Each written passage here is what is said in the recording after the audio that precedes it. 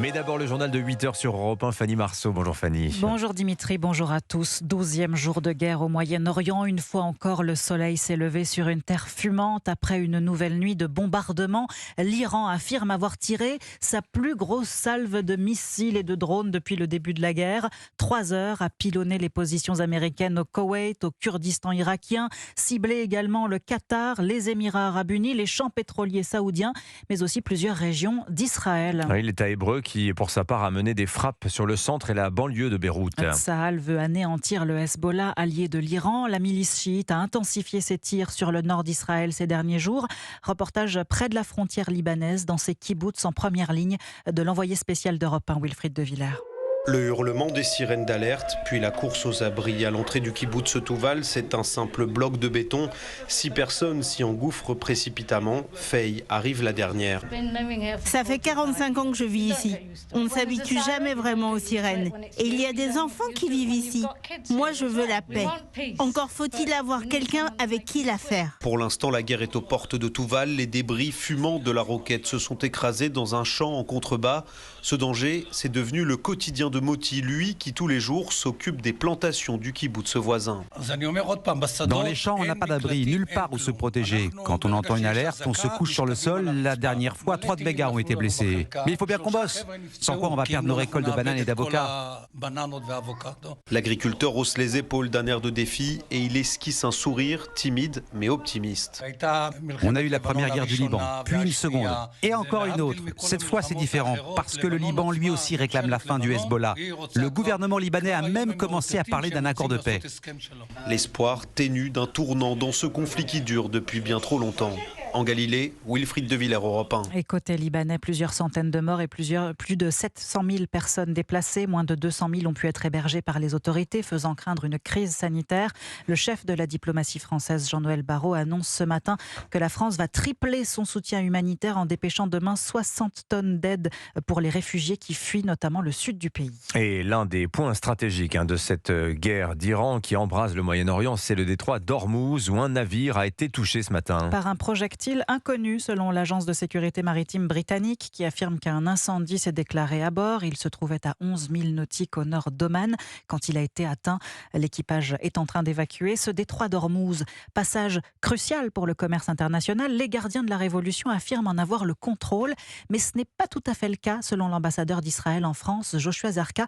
Il était l'invité d'Europe 1 matin à 7h10. Aujourd'hui, l'Iran n'a plus de marine. Les États-Unis se sont débarrassés entièrement de la marine iranienne et sont présents sur le détroit d'Ormuz. Alors c'est vrai qu'il y a cette intention iranienne d'essayer d'empêcher le pétrole de sortir du Golfe, mais pour l'instant, il y a un contrôle américain de la mer.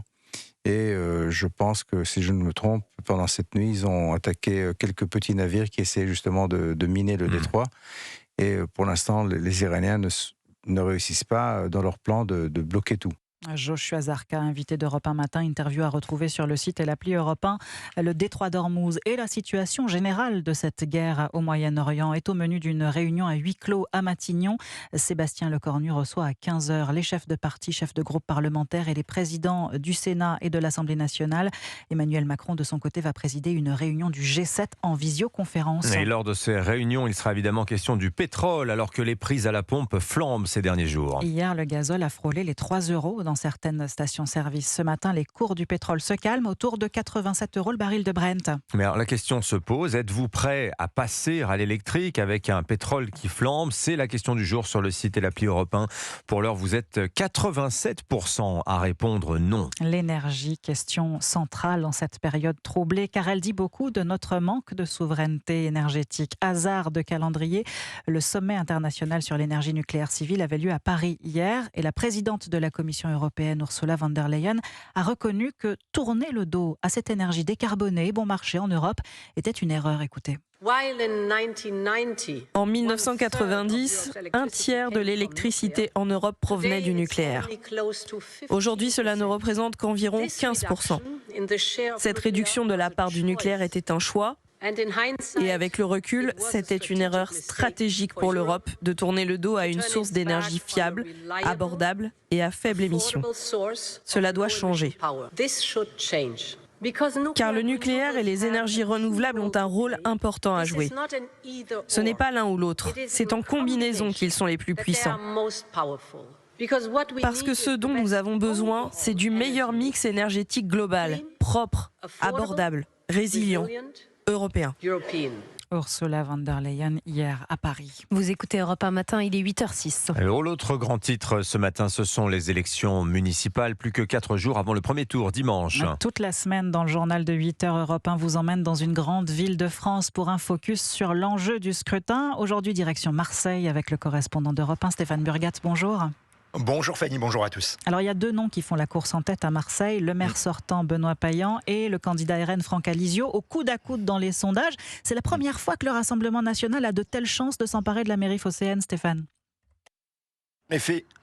Oui, en effet, remporter la deuxième ville de France à 1 an, tout juste de la présidentielle, le signal serait retentissant. C'est pour ça que le RN met toutes les chances de se compter en s'évitant tout d'abord la candidature dissidente du sénateur Stéphane Ravier qui s'est retiré, et puis en choisissant une tête de liste, Franck Alizio, plus consensuel que Ravier, donc plus à même d'aller puiser dans l'électorat de la droite républicaine. La dynamique est bien là, les vases communicants existent, et Alizio, qui est lui-même issu des rangs de l'UMP et de LR, espère conquérir plusieurs mairies de secteur et pourquoi pas la mairie centrale. Quelle que soit l'issue du scrutin, le RN devrait réaliser un score historique à Marseille où le parti n'a jamais dépassé les 23% au premier tour. Les récents sondages le placent au-dessus de la barre des 30 points. La clé de l'élection, ce sera l'entre-deux-tours. Benoît Payan devrait se qualifier sans problème. Delogu pour LFI, Vassal pour la droite et le centre devrait passer également, quadrangulaire donc, sauf si désistement ou fusion. Oui, alors c'est là évidemment toute l'inconnue, Stéphane. Ça pourrait avoir des répercussions sur le vote final. C'est surtout à gauche que pèse l'incertitude. Ouais, en effet, un Delogu Payan, les 2 hommes ne s'apprécient guère cette notoriété, mais dans l'éventualité de cette quadrangulaire, il y a des mains tendues, mais surtout un sacré dialogue de sourds. Si le maire sortant et le député avaient évoqué lors d'un débat télévisé que celui arrivé derrière se désiste, Jean-Luc Mélenchon est venu depuis mettre son grain de sel lors d'un meeting à Marseille le week-end dernier. Selon lui, pas de désistement, ça n'a pas de sens, mais une fusion technique des 2 listes. Technique, c'est-à-dire sans accord de programme et sans LFiste en position d'adjoint en cas de victoire. Sauf qu'en face, on ne l'entend pas de cette oreille. Et du côté de LFI, certains accusent déjà Payan de vouloir l'emporter seul, quitte à risquer de faire gagner le RN au second tour. Merci Stéphane Burgat en direct de Marseille pour Europe 1. Un mot de football ce soir, c'est à suivre sur Canal+, évidemment, 8e de finale aller de Ligue des Champions. Oui, ce sera effectivement à suivre sur Canal+. Ce sera PSG-Chelsea au Parc des Princes. Et puis un mot de tennis, Arthur Fils, dernier Français en lice au Masters 1000 d'Indian Wells. Il s'est qualifié pour les quarts de finale et il affrontera demain le numéro 4 mondial, l'Allemand Alexander Zverev. Merci beaucoup Fanny Marceau, c'était votre journal. J'ai quelques secondes pour vous présenter le programme à partir de 8h30 de vos signatures. Europe 1 ce jour, ce sera Eugénie Bastier qui nous parlera du livre d'une figure du combat féministe. Elle s'appelle Diane Richard, récit d'une gueule de bois militante. Elle s'est fait excommunier littéralement par ses camarades de militants. Ça va nous raconter ça. Nicolas Caro sera là évidemment, de même que Laurie Choleva.